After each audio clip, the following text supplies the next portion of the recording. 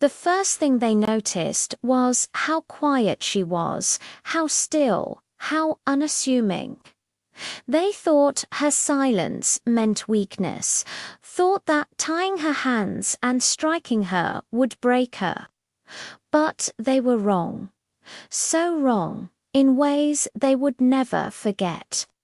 The sound of her hands being bound together with rough rope echoed in the dimly lit warehouse, bouncing off cold concrete walls.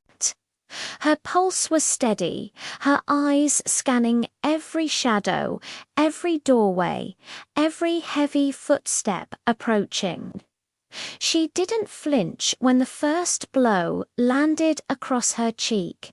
Instead, she drew in a deep, controlled breath, her jaw tightening, her mind racing. Like, subscribe, and click the bell icon for more stories. The attackers assumed they had the advantage, that the hours of training, the elite status of a Navy SEAL, would not matter once she was restrained. They were confident. Too confident. The warehouse smelled of oil and dust, mixed with the metallic temps of fear. Fear, but not hers. She felt the tension in the air, the weight of their underestimation, and it ignited a quiet, ferocious resolve inside her. Her body was small, lean, hardened from countless hours of missions, but what mattered most was the mind beneath it. Every strike against her was catalogued in her memory, each one a note in the rhythm she had mastered since her first day in the SEALs. Her captors laughed, thinking her silence was surrender, that their intimidation would force her into compliance. But in that laughter she found clarity. The camera would follow her head, subtly tilting as her eyes flicked from the nearest exit to the stacked crates, imagining every possible scenario. Her training had drilled into her that every environment held options and even bound. She could manipulate shadows, obstacles, and angles. Every tiny movement of her shoulders, every twist of her wrist within the ropes, was deliberate, a calculated test of what she could and could not do. They hit her again, harder this time, and she felt the sting, but she let it fuel her, not hinder her. Pain was temporary, control was everything. Her attackers' faces twisted in impatience and confusion. How could someone so apparently vulnerable remain unbroken? They underestimated the life she had lived, the missions she had endured, the countless times she had stared down death in hostile zones and walked away. They didn't know her history, didn't know the steel hidden beneath her calm exterior. The warehouse lights flickered as a truck rumbled past outside, casting shadows that danced across the walls. She noted every distraction, every potential advantage, and in that moment she made a choice. She would not just survive this. She would dominate it. Her mind replayed years of SEAL training, rope escapes, hand-to-hand combat, situational awareness under extreme duress. Every muscle memory, every instinct would be summoned now. But first, she had to endure this initial test. Endure, survive, and strike.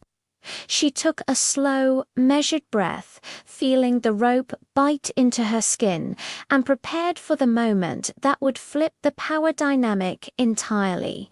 And then it happened. A tiny, almost imperceptible shift in her captor's stance. One of them moved too close. one of them overconfident. She sensed it immediately, and the camera would pull in on her eyes. Calm, yet burning with intensity, as her fingers flexed within the rope. The warehouse seemed to hold its breath, as if even the air knew something unstoppable was about to be unleashed. The moment she had been waiting for came in the quietest, most deceptive way. One of the men, a tall, broad-shouldered figure, stepped forward, waving his fist like he owned the room. They all thought they were in control, that fear was on their side. But she had been in worse situations, pinned under gunfire in foreign deserts, crawling through mud while bullets whistled over her head, breathing in smoke and dust, and still keeping her focus razor sharp. Her hands were tied, yes, but her mind was untouchable, alive with strategy. Every heartbeat, every nerve was attuned to the possibilities of escape. The first strike came again, hard across her cheek. Pain flared, but she didn't scream. Her eyes narrowed, measuring the distance, the angles, the weight of each man. Her captors laughed, their laughter echoing against the high ceilings of the warehouse. Thinking it a victory, thinking that breaking her body would break her spirit. But what they didn't realize was that spirit wasn't fragile. It was forged from years of impossible missions, long nights of exhaustion, and countless moments where giving up was an option, and she had never taken it. Her body shifted slightly, imperceptibly, testing the limits of the rope. Her fingers flexed, calculating leverage points, imagining how she could twist, pivot, and strike without warning. The camera would follow her tiny movements, each flick of her wrist a silent prelude to chaos. Then, when the moment was right, she let her momentum carry her. The first man lunged, and she twisted her body, slipping partially free, using the rope's tension against him. He stumbled, a grunt escaping his throat, confusion spreading across his face. The other men froze for a heartbeat, unsure how she had moved with such speed, such precision, while restrained. In her mind, every SEAL drill she had endured came alive. Hand-to-hand combat, evasive maneuvers, counterattacks, each one played out instinctively, fluidly. She didn't wait for them to strike again. She acted first, a sudden elbow to a jaw, a kick to destabilize, movements so calculated that each strike seemed inevitable and unstoppable. Their overconfidence was their undoing. Every blow she delivered wasn't random, it was surgical. They had underestimated her, and that mistake was about to cost them dearly. The warehouse echoed with chaos. Boxes toppled, crates shattered, and the dull thud of bodies against concrete punctuated the air. She could hear her own breathing, calm, controlled, steady like a metronome amid the storm. Her eyes flicked to the exit, calculating distance, exit paths, and the angle of the nearest threat. She wasn't just fighting for freedom, she was sending a message. Every SEAL is trained for situations like this, but not every SEAL is underestimated. And that underestimation was a weapon she wielded with deadly precision. And yet, even in the midst of the fight, there was an emotional undercurrent she could not deny. Memories of her team, of missions where she had lost friends, flashed briefly. She had seen courage and cowardice, triumph and tragedy, and it all sharpened her resolve. They had chosen to hit her, to tie her hands, to demean her, and she would respond not with chaos alone, but with a calculated storm that no one in that warehouse would forget. A final man, the apparent leader, stepped forward, eyes wide, fury and disbelief mingling. He lunged, thinking brute strength could finish her. But the camera would catch her face, calm, almost serene, as she adjusted her stance. The ropes taut around her wrists, but useless against her trained ingenuity. In that instant, time seemed to slow. Her eyes locked on his, and the warehouse held its breath once more, the tension coiling like a spring ready to unleash. The warehouse felt smaller now, the shadows deeper, the air heavier with fear, but not hers. She could sense every breath, every shift in weight. Every subtle movement of the men who had dared to tie her up and strike her. Their overconfidence had blinded them to one critical fact. She wasn't just a fighter. She was a Navy SEAL, trained to survive, to adapt, to dominate when every odds were against her. The ropes bit into her wrists, leaving red lines, but they were a challenge, not a barrier. Every constraint only sharpened her focus. The leader lunged again, his movements fast but predictable. The arrogance of thinking sheer size could overcome skill evident in every step. She twisted, ducking under his arm, letting the momentum carry him forward. The camera would track her motion in a tight frame, capturing the fluidity of her movements, the precision of her strikes, and the calm fury in her eyes. Every punch, every strike, every shove was not just reaction. It was calculated, deliberate, surgical. Each man she faced was a threat neutralized before it could fully manifest, a lesson in underestimation that they would never forget. Pain flared across her cheek from a previous blow, but she converted it into fuel. Her mind ran through tactical drills as fast as lightning. Disarm, distract, leverage, escape. She ducked low, sweeping a leg to destabilize another attacker, then pivoted, elbowing the leader squarely in the chest.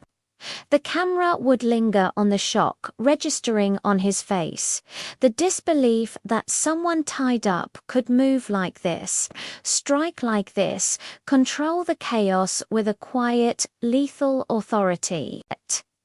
They had hit her, they had mocked her, and now they were paying the price. Her breaths were steady, measured, almost hypnotic amid the clatter and shouts of her opponents. She was aware of every detail, the slick concrete underfoot, the scent of oil and sweat, the flickering lights casting moving shadows. Even in the heat of the fight, she processed everything, scanning exits, potential weapons, and angles of attack. Her mind was as sharp as a razor, every instinct honed to a single point: survival and dominance. Each time a man lunged or swung, she anticipated it, countered it, and converted it into an advantage. They were fast, but she was faster, strong, but she was stronger in the mind, sharper in instinct, unyielding in will. And then, in the midst of the struggle, something shifted. The leader's arrogance turned to desperation. He realized brute force wasn't working, that the woman he had beaten, tied, and humiliated was no longer a passive target. Her eyes calm, yet burning with intensity, locked onto his, and the camera would close in on the subtle twitch in his jaw, the hesitation in his step. That pause was all she needed.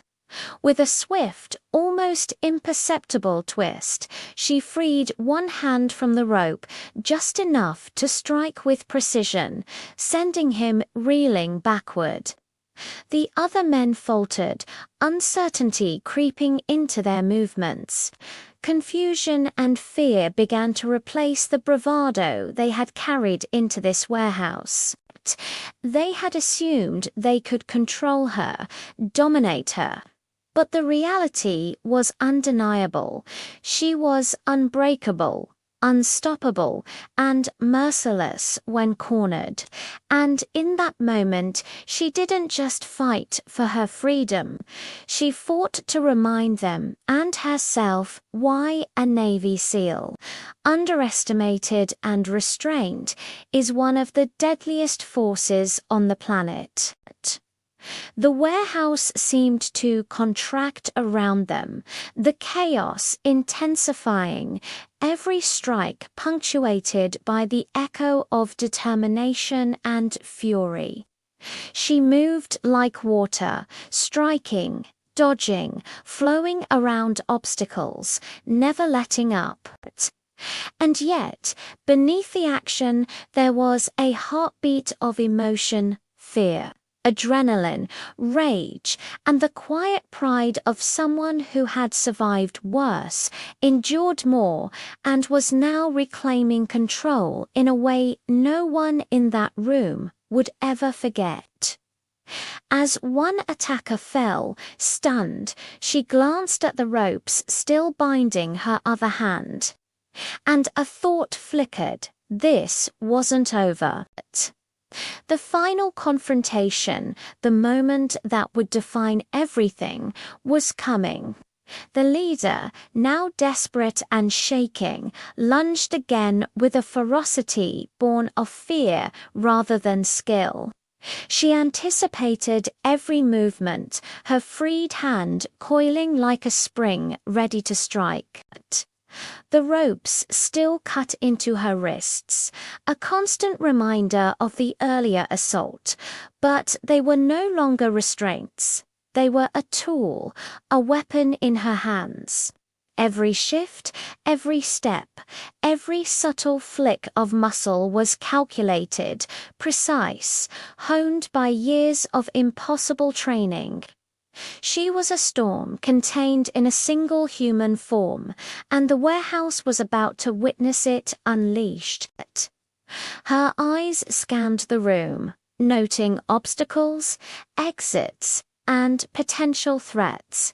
Every crate, every shadow, every flicker of light was an advantage waiting to be seized.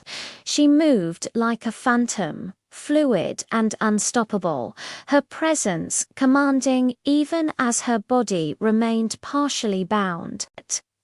The camera would track her with slow, deliberate motion, capturing the interplay of shadows across her face, the tension in her shoulders, and the raw intensity in her eyes.